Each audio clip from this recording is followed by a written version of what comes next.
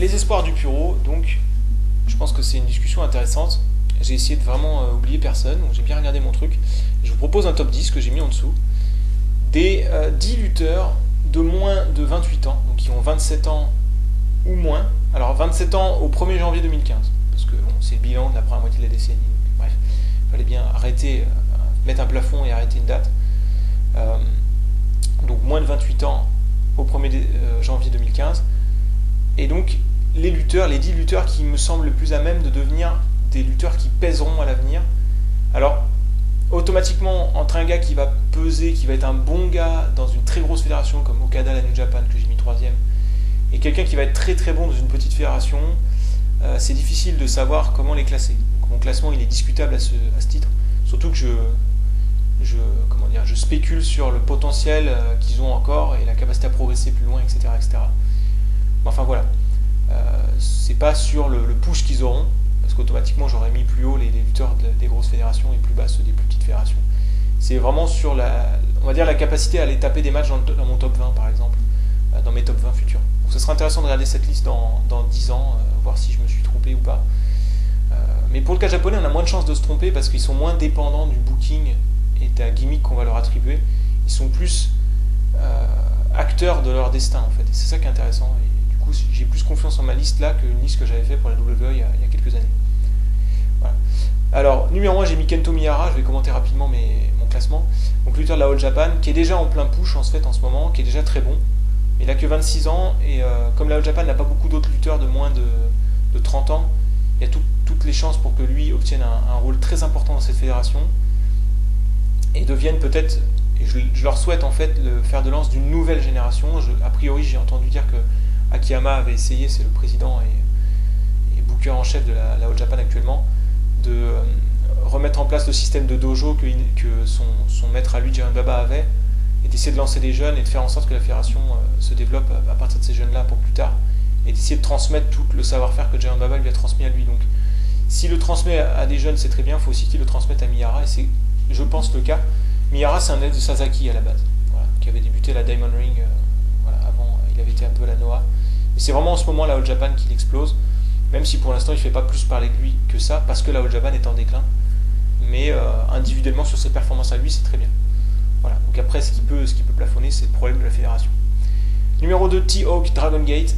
Bon bah lui c'est un espoir qui est même presque plus un espoir, parce qu'il est en train de confirmer déjà aux yeux de tout le monde.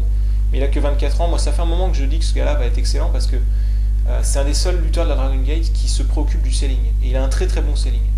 Et comme en plus de ça, il a cette maturité physique, je veux dire, il dégage une assurance, et en plus il est déjà bien bâti et tout.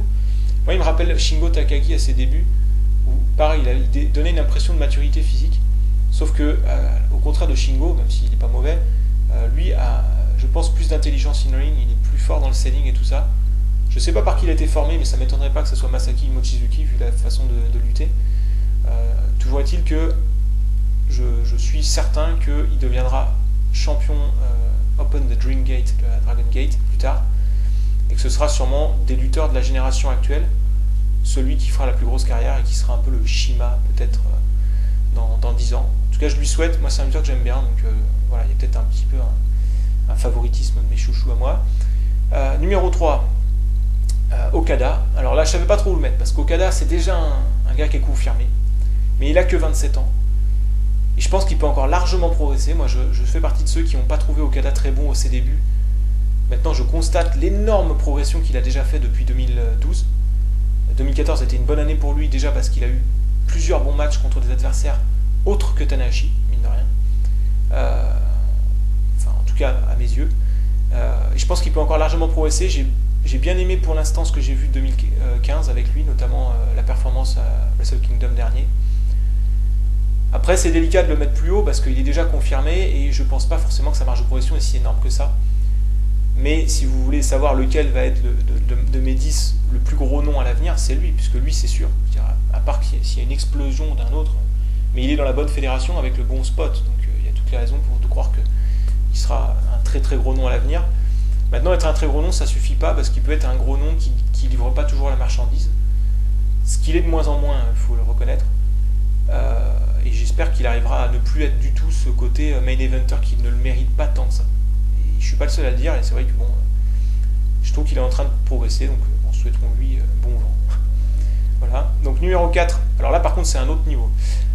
Ça c'est un gros espoir, mais on ne sait pas trop si ça va le faire ou non. C'est Daichi Hashimoto, c'est le fils de Shinya Hashimoto, la super légende, excellent lutteur de la New Japan des années 90, qui est mort, pour info. Et donc son fils, Daichi Hashimoto, est chargé de représenter la légende de son père. Et pour l'instant, il lutte dans les Indies. Il a débuté à la Zero One, la fédération que Shinya Hashimoto a fondée en 2001, d'où le nom, Zero One.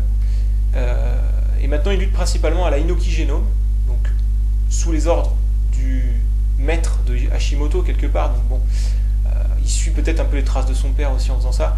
Moi, je pense que s'il continue à suivre les traces de son père, et je suis à peu près certain que ça va se passer, tôt ou tard, je pense qu'il ira à la New Japan.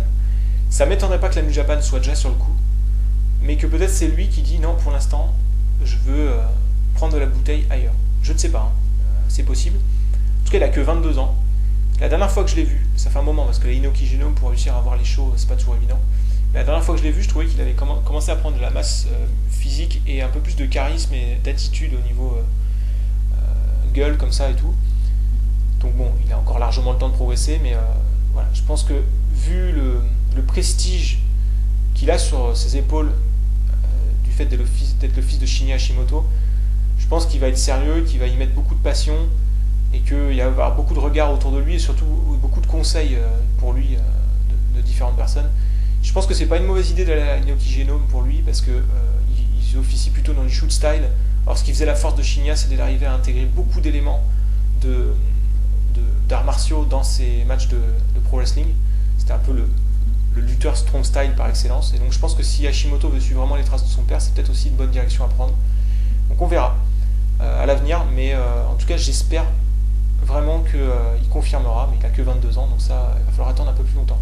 Numéro 5, Mitsuhiro Kitamiya, encore un élève de Sasaki, qui lutte actuellement à la Noah.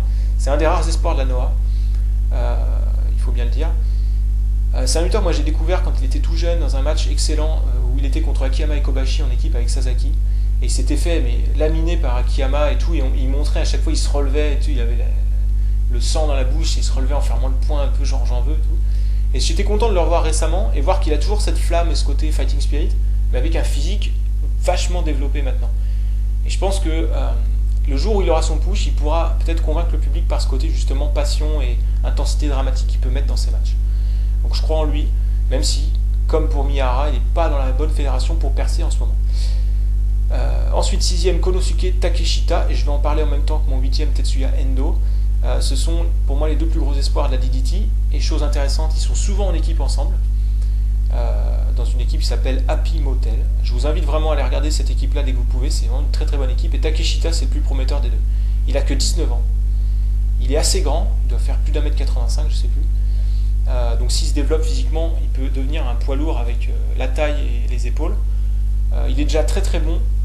Donc, à part une blessure, je vois pas ce qui peut lui arriver. En plus, il est dans une fédération d'avenir, je l'ai dit dans une vidéo toute récente, donc tous les voyants sont au vert pour lui.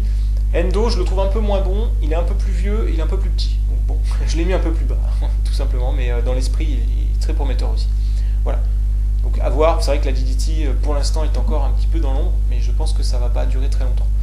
7ème, Big R Shizimu, encore un lutteur de la Dragon Gate, très jeune, 22 ans, très bon, très gros gabarit, plutôt bon aussi, même si je pense que pour l'instant il a beaucoup moins prouvé que T-Hawk, c'est pour ça que je le mets si bas que ça, mais du peu que j'ai vu, plus le gabarit, plus l'âge, il y a toutes les raisons de penser qu'il va devenir un lutteur important, parce que c'est vrai que la Dragon Gate n'est pas censée être une fédération de junior heavyweight, donc dès qu'ils ont des lutteurs qui peuvent avoir cette impression quand même d'être plutôt poids lourd, ils auront tendance à les pusher, un minimum.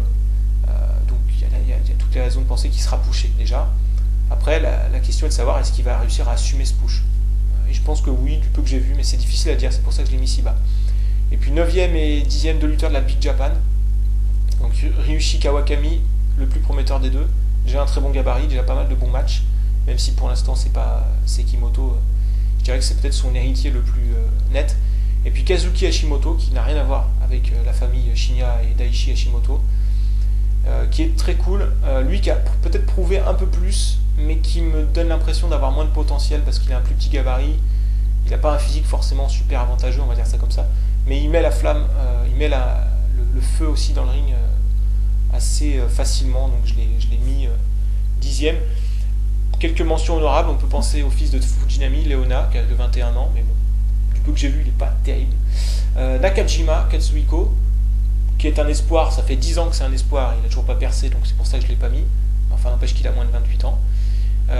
Irie de la DDT aussi, qui est plutôt cool. Et puis j'ai mis Seiya Sanada aussi de la Wrestle One, même si je ne suis pas fan. Ça reste un lutteur de moins de 28 ans qui a un niveau plutôt pas mal. Voilà, donc on verra dans 10 ans. Je vous donne rendez-vous dans 10 ans, comme dirait Patrick Bruel, et on verra ce que ça donne. Je pense que je serai pas mal.